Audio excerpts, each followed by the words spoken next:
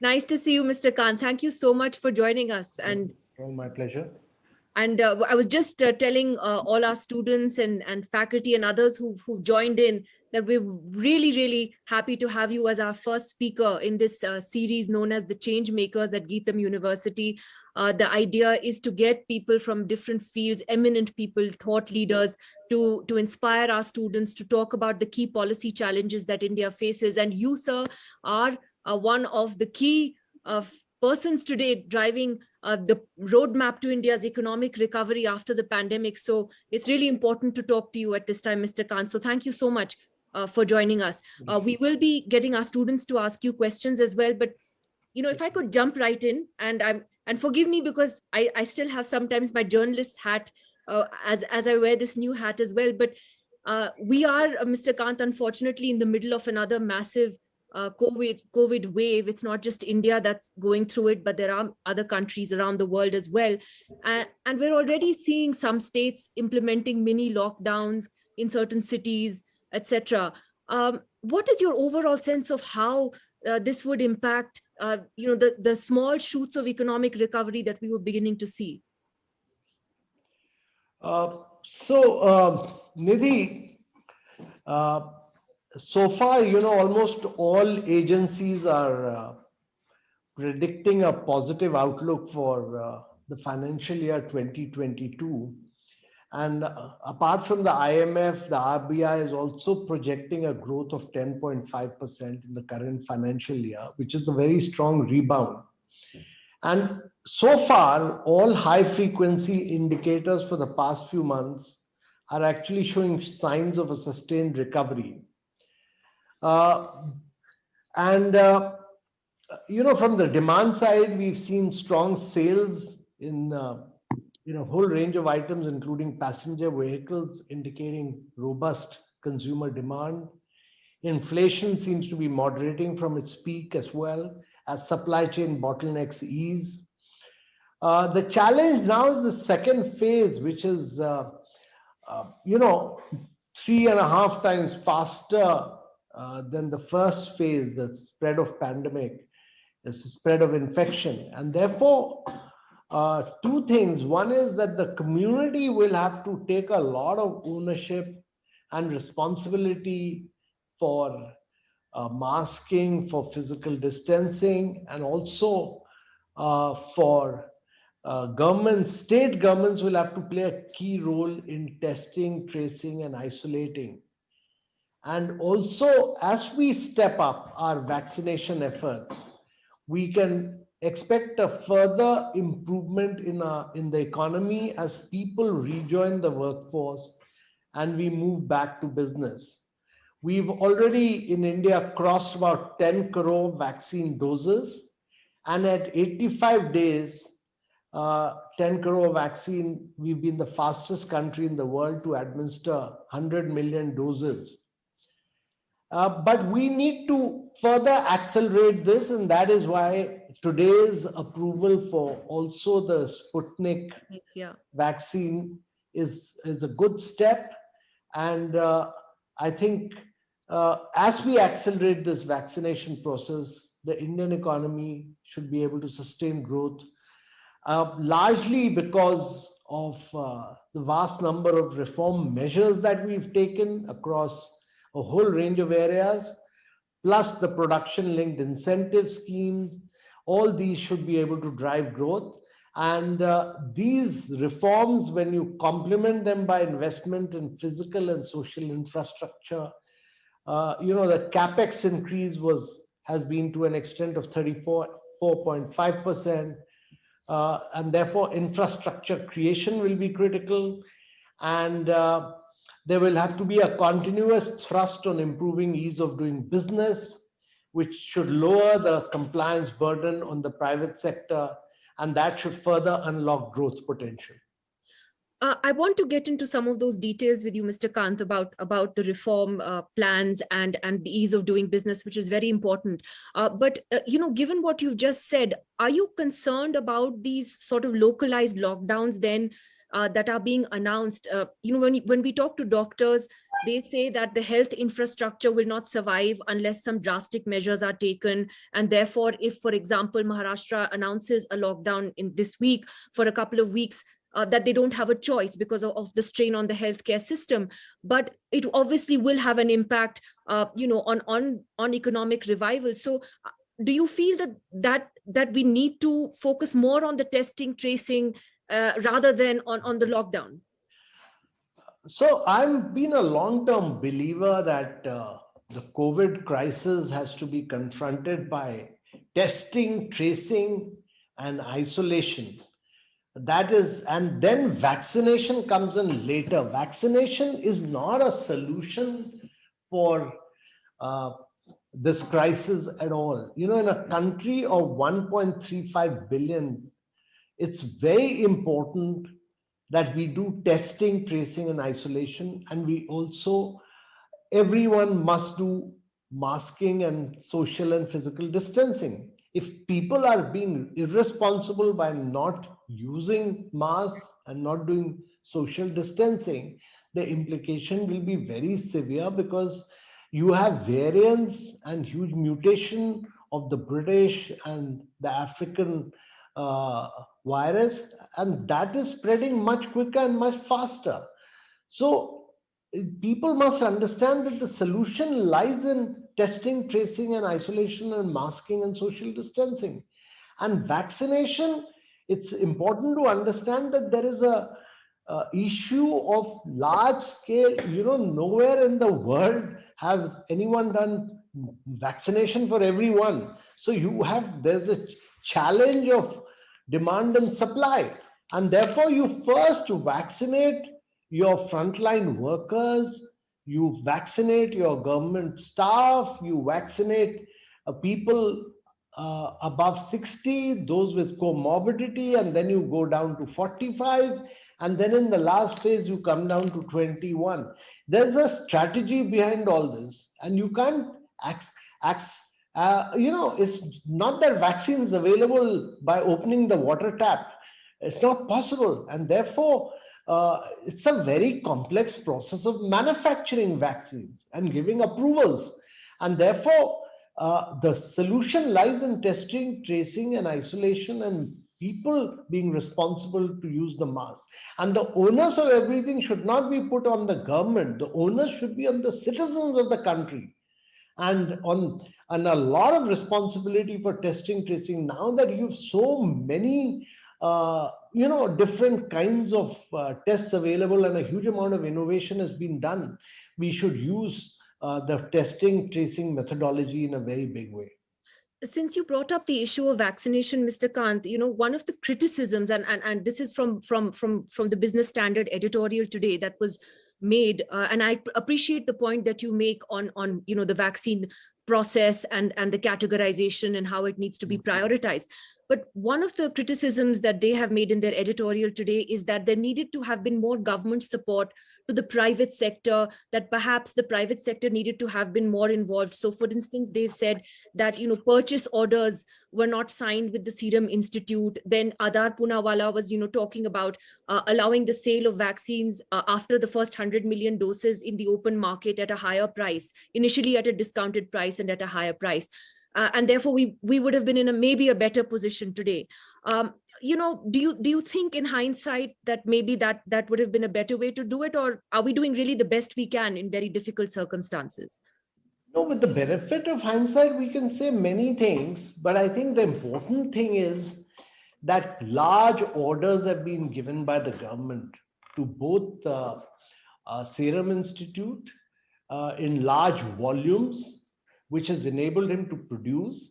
And let me tell you, the order again has been to a very large quantity which has been given.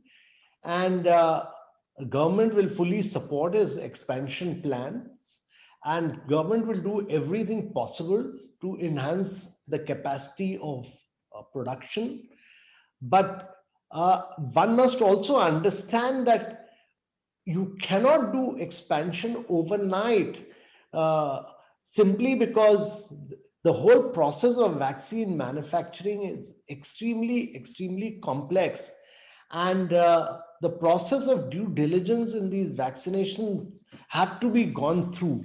And also, one of the points being made by both the Business Standard editorial and others also is that, this bit about allowing,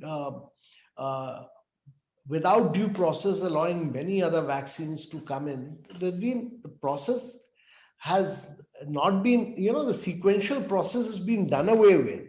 And actually, you're fast tracking all, even AstraZeneca was fast tracked. When the Covaxin phase 2, phase 3 was put together and approval was given, actually a number of scientists and a number of editorials were written against it, saying that we were fast tracking Covaxin. And therefore, you'll have contrarian viewpoints. But in government, one should have a very clear perspective that we produced a lot of vaccines. We've worked against the concept of vaccine nationalism. We've done a lot of vaccination of our population. We've done it in 10 crore vaccine doses and within 85 days, and we are the fastest country in the world to administer 100 million doses. We'll accelerate this even further, and we'll have many more vaccines in the next month or two. But I think a longer perspective needs to be taken, that this, to my mind, is not just a pandemic. It'll become endemic over a period of time, and therefore you need to take a long-term perspective of this crisis. You said two important things just now, Mr. Kant. One is that we will have more vaccines available in the next few weeks. I presume when you're saying a month or two, and that the next age category will be 21 years and above. No, I said logically. You see, logically. I want to put that in a perspective. No, Right. one criticism in some of the editorials was that we should allow it to be brought down to the age of 21. I said no country in the world has done this at one stroke. Every country in the world did step by step by step by step. So once you've finished 45, you logically go down to 21 in the next phase. And therefore, the intention is that you should be able to do it for everyone in the country. And even the United States of America, UK, which brought it down to 21, did it in the subsequent phase after 45. And it's not because of any other reason, but because of the sheer challenge of demand and supply, of your ability to produce much more. And that will happen in the due course. And a series of decisions have been taken recently in the last few days to ensure that increased supply of vaccines made possible. And so if you could shed light on what some of the other possible vaccines could be that may be available to all of us. Yeah. That's information. So one is Sputnik. The other is Zydus Cadila is at a very advanced stage. And then you have Novaxin, which Serum Institute of India will be doing. And then you have Johnson & Johnson, which eBiological will be producing. All these are at advanced stages in the pipeline.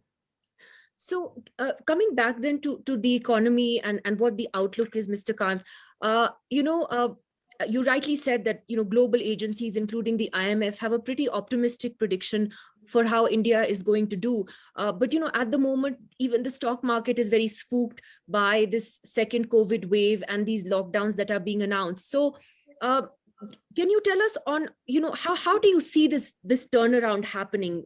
What would it be based on in the short term?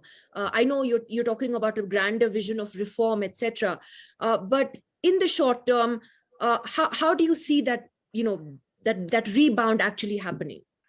So first is, I don't anticipate major lockdowns across the country, because the extent of,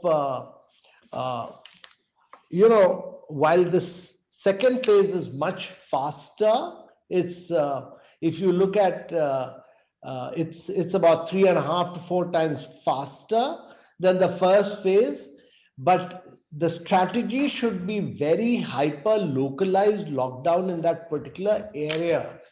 And we now have the benefit of learning from the phase one.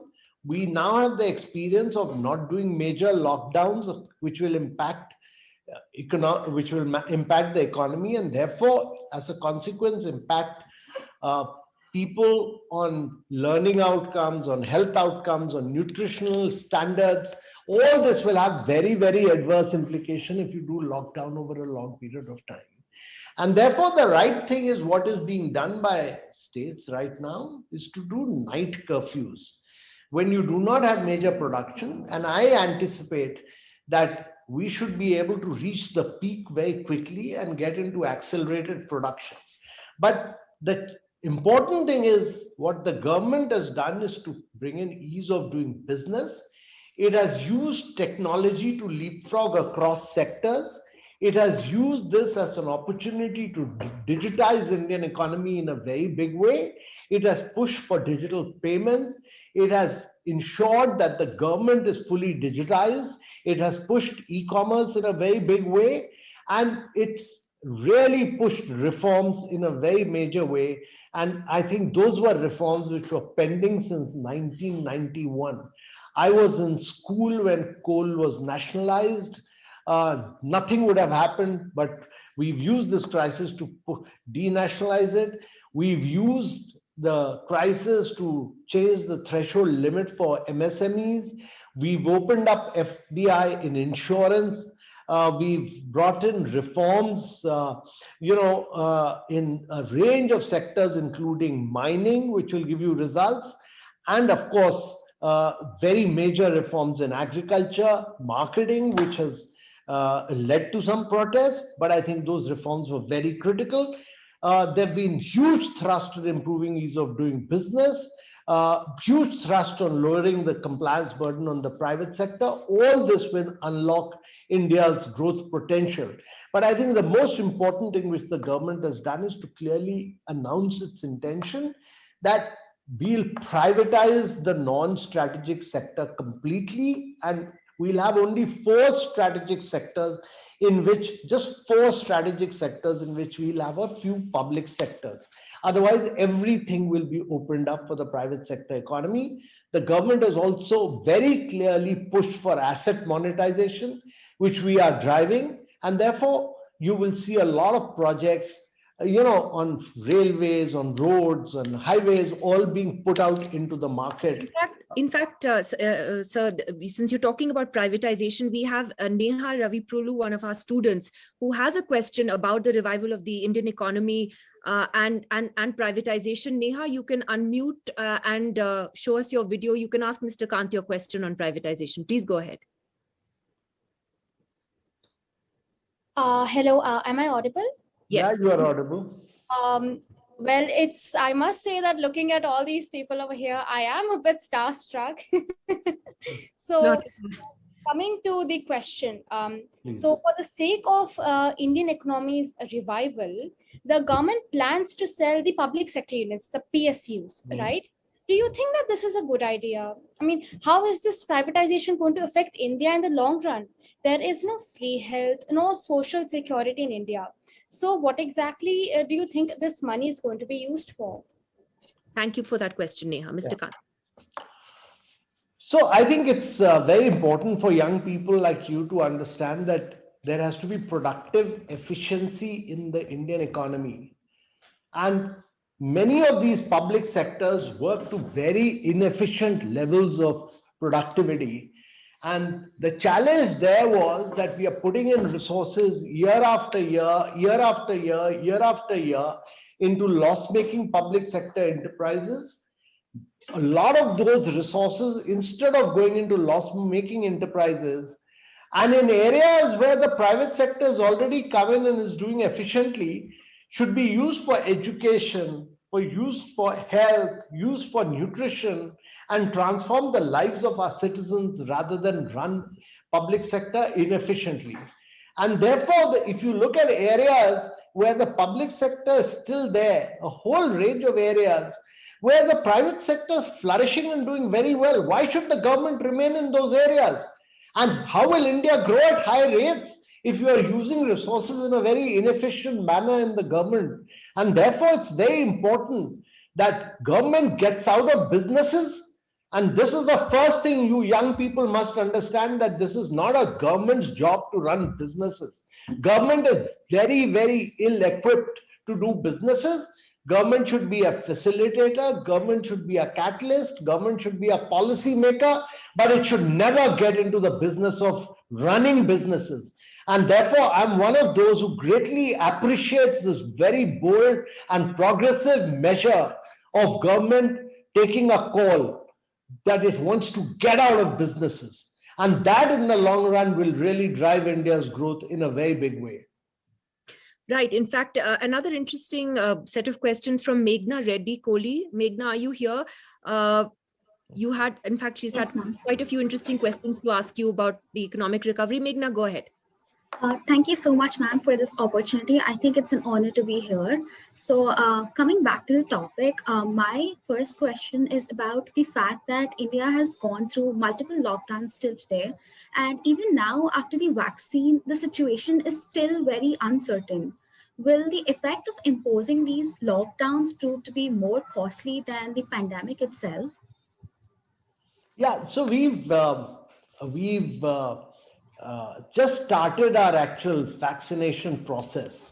Our target is, if you look at the long-term target, it's our ambition is that we should accelerate this process in a very big way. And while we are pushing this, you will have ups and downs, and every country in the world has had a second phase. Europe has had a third phase. America has had a fourth phase. And therefore, my personal view is that our challenge is really that in the coming days, we should accelerate the process and cover the population of 45 first fully, and especially those with comorbidity. There's been some bit of vaccine hesitancy in some segments of our population, but we should get over that hump. We should cross that. But you will keep having some crisis. It's an unknown pandemic. It's mutating very rapidly. You're getting different strains from different parts of the world. As you open up flights and people come in from different parts of the world, it's totally an unknown pandemic. And therefore you will have crisis, but I think learning from the first phase, we should be able to work in good private-public participation.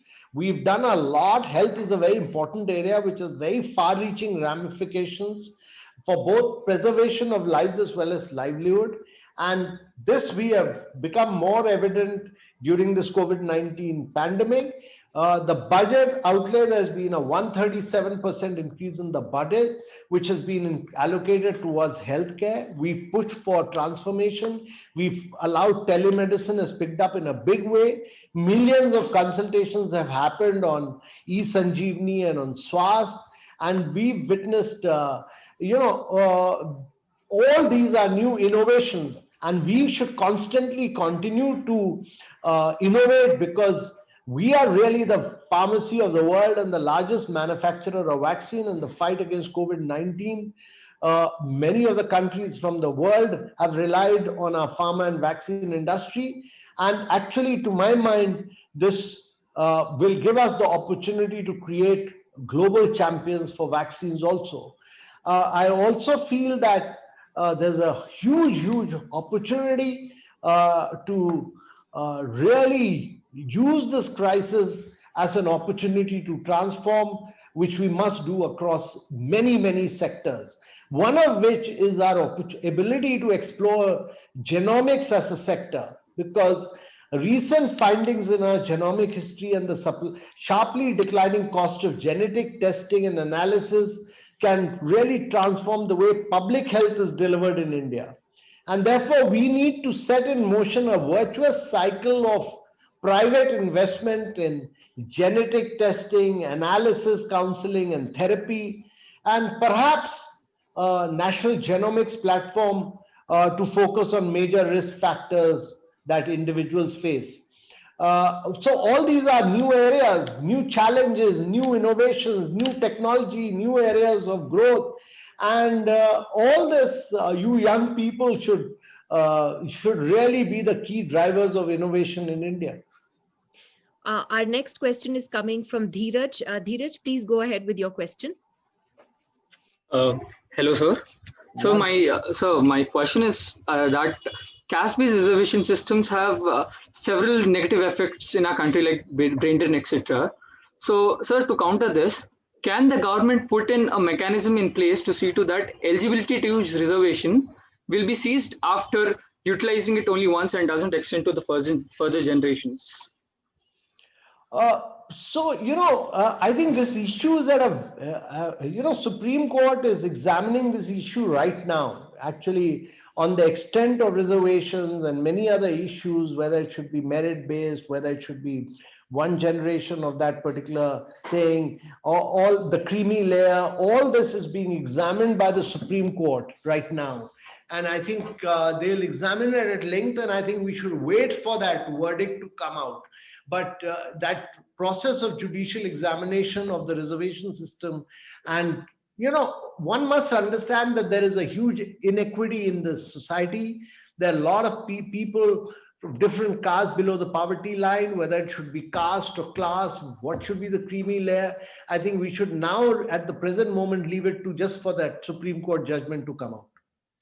There's an interesting question from Aditya. Aditya, if you're here, in the context of how India can emerge as a manufacturing hub, and I'm sure Mr. Kant, I mean, that is something that, through the Atmanirbhar campaign, etc., the government is really looking at that closely. Aditya, go ahead and ask your question, please. And do unmute your mic. Yeah, sure. Yes, good evening, sir. It's so honored to be here. So basically, during the pandemic, so we have seen small Asian countries like if I can name some, there's Vietnam especially, which has been emerging as a manufacturing hub in various sectors. Now, when compared to India, the other countries are really performing well, especially the small Asian countries. So how do you think we can actually cope up with them, or we can become that manufacturing kings as well? How can we face the competition from them? Yeah. So I don't think we need to be pessimistic at all. We've got record foreign direct investment during this COVID period. We've got a huge amount of investments in India. We've got a large number of foreign manufacturing companies getting into India during this period. Actually, the production linked incentive scheme is a big step, which would ensure both self-reliance, but also deeper integration with the global value chains. And the areas in which production-linked incentive schemes have been launched range from from pharmaceuticals to advanced cell chemistries, and from textiles to auto components to high-value steel. And the production-linked incentive scheme, because it will bring in size and scale. Indian manufacturing was very small. We could not build the size and scale like China, and therefore the PLI scheme will be vastly beneficial for drawing inward investments, increasing our manufacturing capabilities, and making our industries globally competitive, in addition to employment generation and an overall multiplier impact to the Indian economy. I would also say that we've massively boosted our expenditure towards infrastructure. We now have an asset monetization pipeline in addition to the mammoth national infrastructure pipeline. And asset monetization will also be crucial for enhancing private sector participation and help restart a virtuous cycle of investments in India. So all these measures put together, and the fact that we've done away with 1,400 antiquated laws, allowed FDI through automatic route in a number of areas, all this really will push for investments in a very big way. I just wanted to follow up on that myself, Mr. Kant, with this concern that has often been raised when we talk about Atmanirbhar Bharat. Is there a danger of India becoming protectionist, and how do we overcome those concerns? So not at all. Contrary to conjectures that Atmanirbhar Bharat implies protectionism, it is actually about making India an integral part of global supply chain. And this is not possible unless and until we usher in global best practices, cutting edge technologies, and also embrace improvement brought about in our capabilities through hugely increased competition. We must be able to compete with the rest of the world. And this will happen not just with the opening up of new sectors to FDI and increasing the limits for FDI, but also when we are able to create a very favorable environment for global manufacturers to come and invest in the country, bring in the latest technology, constantly innovate, and therefore, it's about, this is the time when global supply chains are shifting from one part of the world to another, and people are looking for alternative locations. And therefore, it's very, very important that we should not be excessively protectionist, but we should become an integral part of the global supply chain, but make India also self-reliant in a large range of areas. Let's take the next question. Akhilesh is here. Akhilesh, you can please go ahead with your question for Mr. Kant. I think you had a question on inflation. Yes. Good evening, sir. My question is, there is a steady increase in inflation after the pandemic due to the rise in fuel and gas price. So is it possible to slowly reduce the inflation by reducing the inflow of currency into the market by creating more value to the currency? Yeah, so that's a good question. There was inflation for some time, but inflation has now been controlled.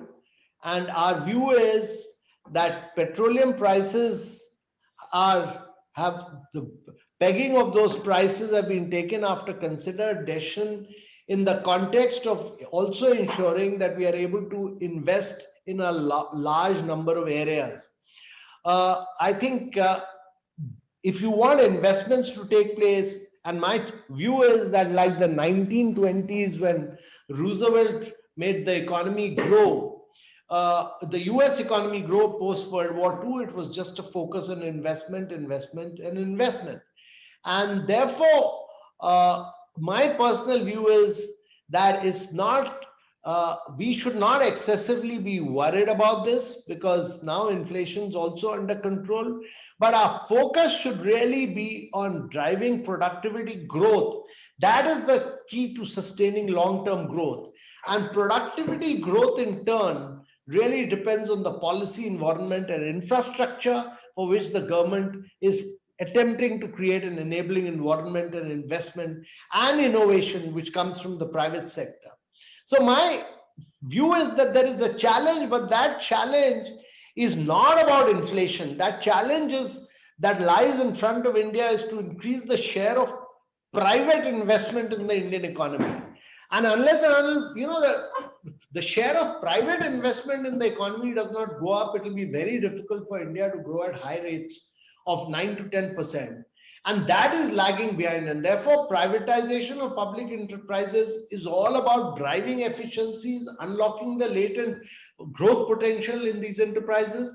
And there is no doubt in my mind that we will, with asset monetization and privatization, will usher in a virtuous cycle of constant investment by the private sector, which will have a long-term positive growth or impact on growth and employment. And let me also tell you that no country in the world has grown for long periods without moderate rates of inflation. So there should not be an excessive worry about, I'm talking about moderate rates. And therefore, our objective should be first to drive growth in a very big way. And private sector investments, the level of investments must rise and rise from private sector. I just wanted to take a couple of questions that were all, because we have so many attendees for your session today, Mr. Kant. We have Professor Yeju, who has asked, when are we likely to see the peak and the end of this, second COVID wave? And is the government planning a stimulus package to mitigate the adverse effects in this second phase? So I think the best stimulus which the government can give to the economy. And let me tell you, nobody, not even the best epidemiologists, will be able to tell you when the peak will arise. And I don't want to hazard a guess. But the best stimulus which can be given to the economy is when people use masks. That is the best form of vaccination. People do physical distancing, and when states do testing, tracing, and isolation. And let me tell you, that is the best stimulus we can give to our economy. And that is dependent on the citizens of India. But let me also tell you that the solution to India's constant economic growth does not lie only in providing stimulus, because we should also know that there are constraints to this. Because you have, there are challenges on the inflation side. There's a challenge on through the rating agencies, and therefore, our important thing is that we should really push for better discipline among the people of India and push for immunization drive, which India's immunization drive is unprecedented in human history. I mean, imagine the plan to vaccinate nearly 350 million people by August 2021. I mean, average doses per day, 40 lakhs, which is highest in the world. I mean, whatever the editorial may say in Business Standard, but average doses 40 lakhs, highest in the world. And to become the fastest country to administer 100 million doses and have a target of 350 million people by August 21 is a very, very ambitious target. And our current policy of immunizing those over 45 covers the age segment, contributing actually to nearly 70% of COVID-19 mortality in India. And therefore, the aim should be to limit severe disease and death. Our ability to vaccinate those who are more likely to be severely affected by the virus will also reduce the burden on the healthcare infrastructure by potentially bringing down hospital admission. And therefore, if you want to give a major stimulus to Indian economy, just ensure that citizens take care of themselves. You know, it's interesting you said that. We have a question here in the chat box from Pritish Anand, who has said that, what about, the many political, events that are taking place, which have become super spreaders, guidelines are not being followed.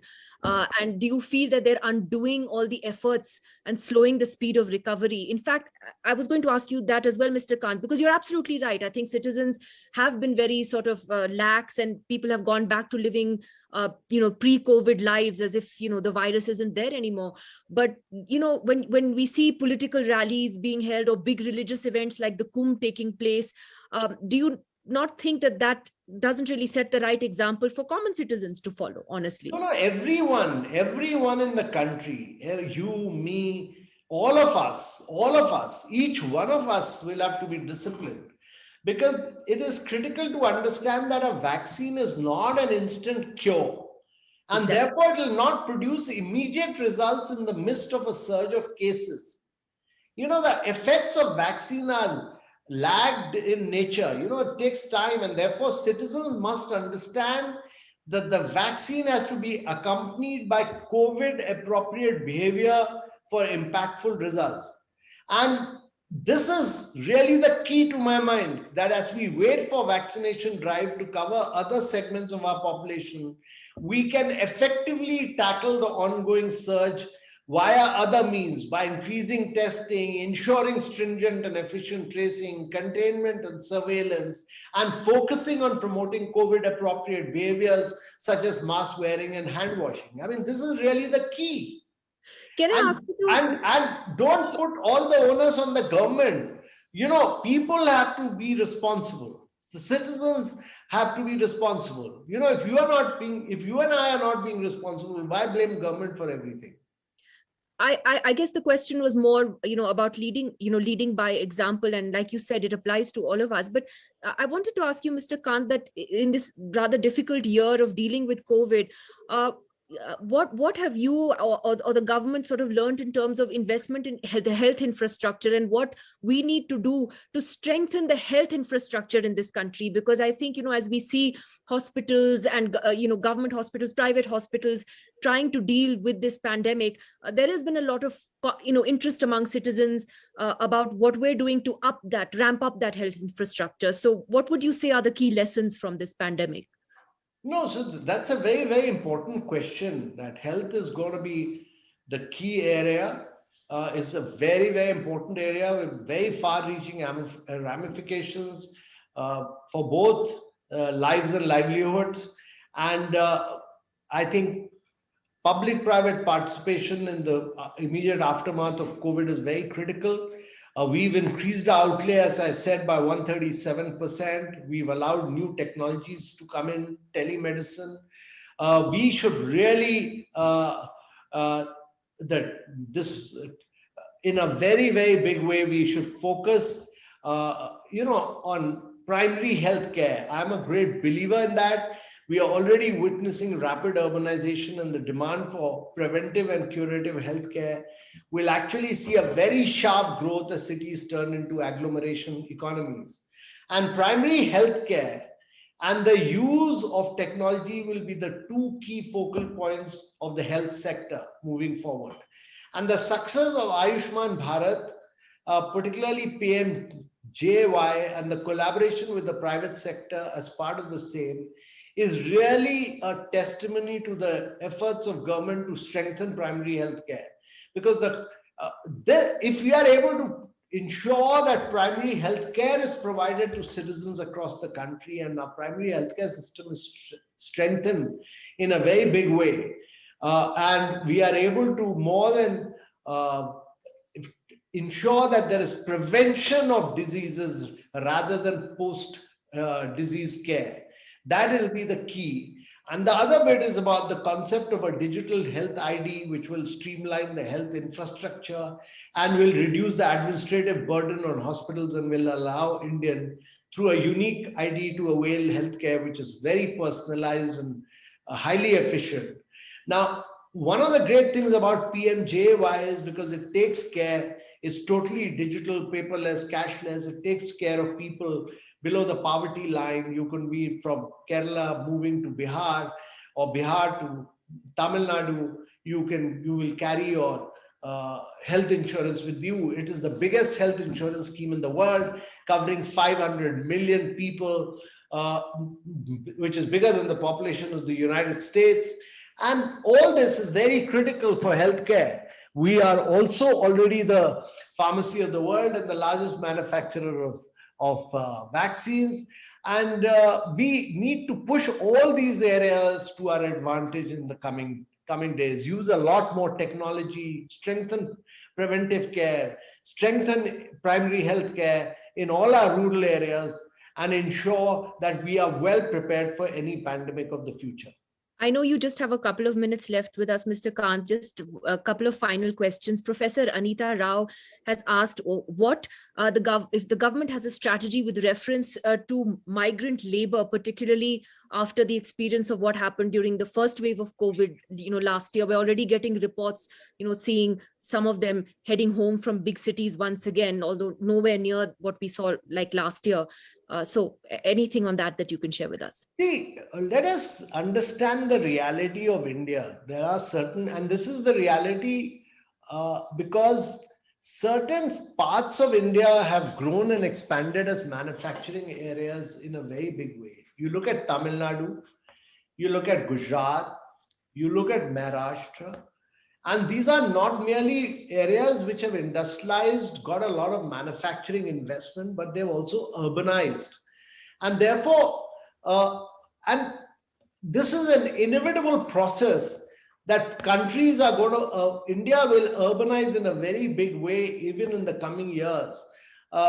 Next 5 decades, you'll see 500 million people getting into the process of urbanization.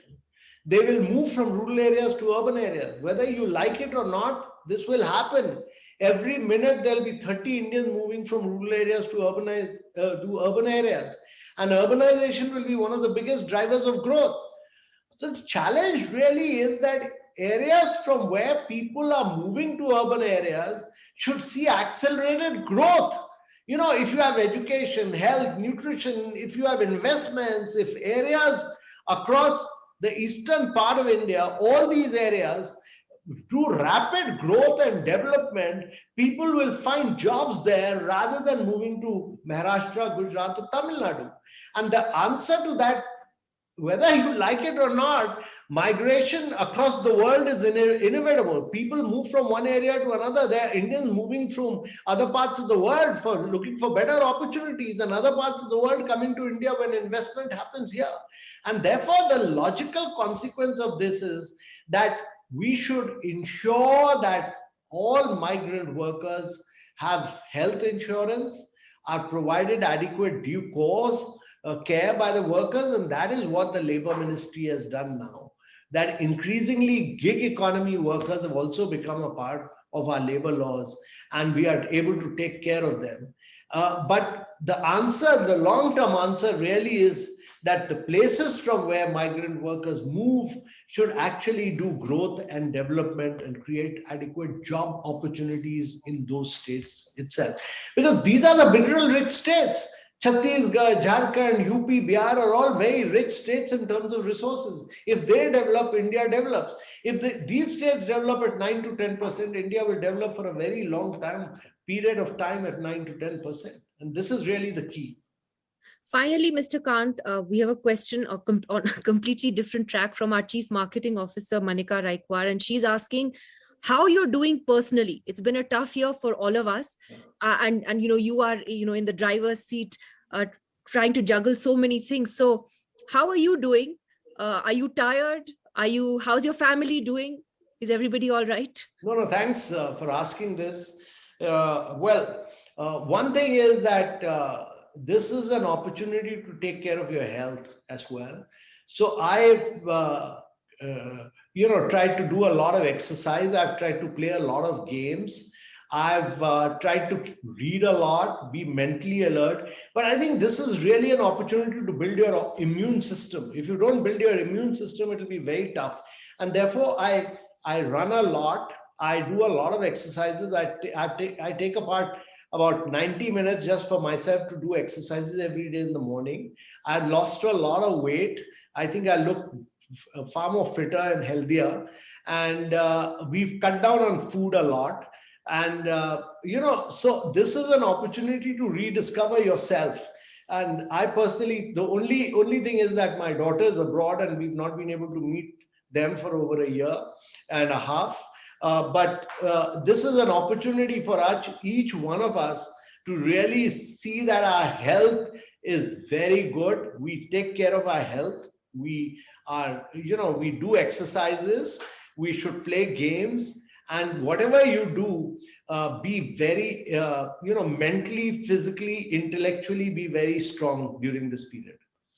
Well, it was wonderful to hear that, Mr. Kant, and thank you so much for giving us your time. It's a very busy time for you, for the government, in the middle of this huge second wave of COVID. We wish you all the very best as you try to work on India's path to economic recovery. Thank you so much, Mr. Kant, for joining us here at Geetam this evening. Thank you very much. Thank you. Thank you so much. Thanks, Nidhi.